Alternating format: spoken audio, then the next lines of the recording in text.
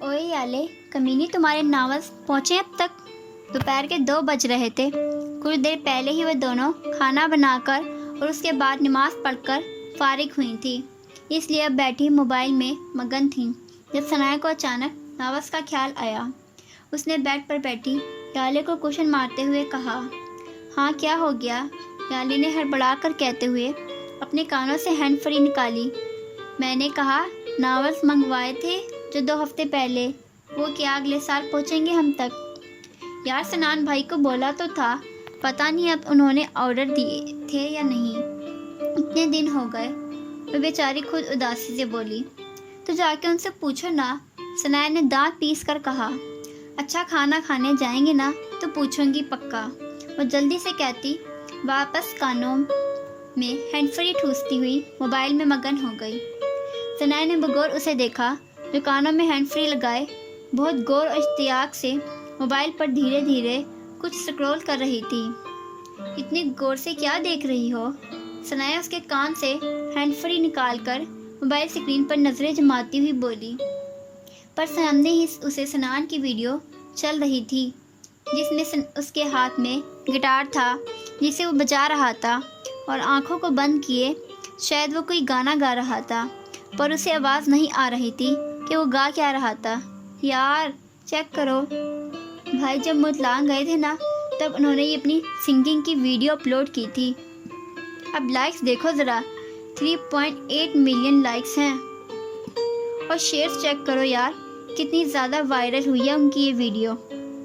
मैं उनके फैंस के कमेंट्स रीड कर रही थी। उफ़, कितना ज़्यादा पसंद किया है उन्होंने भाई की आवाज़ को। पता है सब कह रहे हैं इतनी खूबसूरत और प्यारी आवाज़ है, आपको सिंगर बन जाना चाहिए, आप सिंगर बन जाओ वगैरह वगैरह। याले चहकती हुई उसे बताने लगी और मोबाइल से हैंड फ्री को अलग किया। लो तुम भी सुनो, वो वॉल्यूम फुल करते हुए मोबाइल स्क्रीन को मुकम्मल सनाया की तरह घुमा कर बोली। वो भी देखना चाहती थी कि आखिर ऐसा भी क्या गाया है सनान ने, और क्या सच में उसकी आवाज़ इतनी प्यारी है कि लोग उसको इतना सराह रहे हैं। वो मोबाइल में सनान को देख रही थी जिसने पहले कुछ बोला था और फिर गिटार पर कोई धुन छेड़ी थी। अब वो आंखें मूंदे गा रहा था और सच उसकी आवाज़ में जादू था। कितनी दिलकश और खूबसूरती थी उसकी आवाज़ और गाने के उन बोलों में जिन्हें वो गा रहा था। इश्क का एक ही विर्द है, इश्क मशूक के गिर्द है, क्यों बेचैन है ये तबीयत, इश्क है या ये दर्द है। उसने गहरा सांस भरा। सोचों में आहान गर्दिश करने लगा था। वो उसे याद कर रही थी, इतने दिनों से ना उसे देखा था और रही उसकी आवाज़ सुनी थी। आंखों में नमी छलकी थी। वो मध्यम सा मुस्कुराती आंखों में आई नमी को वापस अंदर अपने अंदर धकेल गई थी। नाइस, वो तारीफी अंदाज में बोली और बेड पर से उठ गई। आ जाओ खाना खाने चलें, भूख लगी है मुझे। आई, याले जवाब देकर मोबाइल बंद करती उसके पीछे ही रूम से बाहर निकली।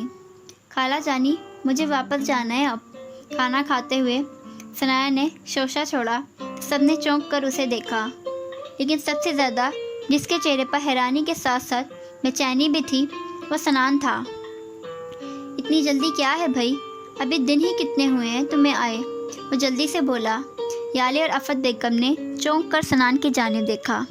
बस मुझे जाना है, अरहान भाई के निकाह के दिन नज़दीक आ रहे हैं, मैंने शॉपिंग भी करनी है और तैयारी भी। वो एक नज़र उसे देखती अपने सामने पड़ी चावलों की प्लेट में चम्मच हिलाते हुए मुंह बसोड़ कर बोली, तो मसला क्या है इसमें?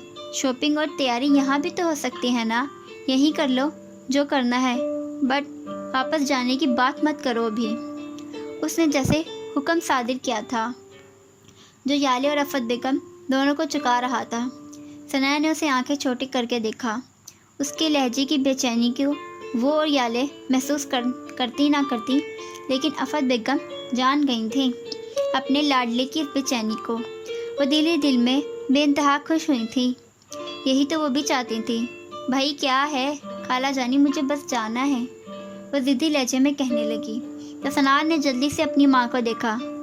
मम्मा, आप इसको इजाज़त नहीं देंगी, हम दोनों यहीं पर शॉपिंग करेंगे अपनी, آفت بیگم کے کچھ کہنے سے پہلے ہی یالے ثنایا کو گھورتی بولی۔ آفت بیگم بیچاری کبھی ثنایا کی التجائیہ نظروں کو دیکھتی، کبھی یالے کی گھوریوں کو، تو کبھی سنان کی بے چین نظروں کو جو اس کی ماں پر ٹکی تھی۔ شاید وہ ان سے کہنا چاہتا تھا ثنایا کو نہ بھیجے واپس ابھی، پر کہہ نہیں پا رہا تھا۔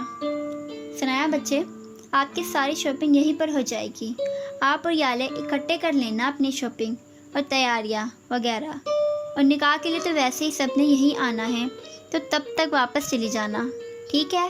انہوں نے پیار سے کہا تو نچار ثنایا کو سر جھکا کر ہار ماننا پڑی۔ جی ٹھیک ہے، وہ اداسی سے بولی، پر سنان کے چہرے کی چمک اور مسکراہٹ دیکھنے کے قابل تھی۔ آفت بیگم نے دل ہی دل ہمیشہ ایسے ہی اپنے بیٹے کے چہرے کی مسکراہٹ قائم رہنے کی دعا کری تھی۔ یالے کی نظر اچانک سنان پر پڑی تو ٹھٹکی۔ وہ مدھم مسکراہٹ سے ثنایا کو دیکھ رہا تھا، پر اس کی نظروں کا بدلاؤ یالے سے مخفی نہیں تھا۔ وہ بہن تھی، کیسے نہ اپنے بھائی کے چہرے کے بدلتے رنگوں کو پہچانتی۔ اللہ نہ کرے کہ جیسا میں سوچ رہی ہوں ویسا ہو، اگر ایسا ہوا تو یہ بہت غلط ہوگا، ثنایا کے لیے بھی اور بھائی کے لیے بھی۔ یا اللہ ایسا کچھ نہ ہو پلیز۔ وہ دل میں دعا کرتی اپنی سوچوں کو جھٹک گئی۔ پر ہمیشہ ہماری ہر دعا قبول نہیں ہوتی نا، وقت کب کیا کر دے کوئی نہیں جانتا۔ کئی دعائیں صرف ہمارے دل کو تسلی کے لیے ہوتی ہیں، ان کا پورا ہونا یا نہ ہونا ہمارے لیے سکون کا باعث نہیں بلکہ بے سکونی اور تکلیف کا باعث بنتا ہے۔ اس لیے اللہ کئی بار ہماری دعاؤں کو نہیں سنتا، کیونکہ وہ پاک ذات کبھی اپنے بندوں کو تکلیف نہیں دیتا۔ وہ سب کھانا کھا رہے تھے، کچھ کے دلوں کو سکون ملا ہوا تھا تو کچھ کے دل بے چین تھے۔ اب قسمت نے انہیں کس موڑ پر لانا تھا، یہ تو اس قسمت کو لکھنے والی اللہ تعالیٰ کی پاک ذات ہی جانتی تھی۔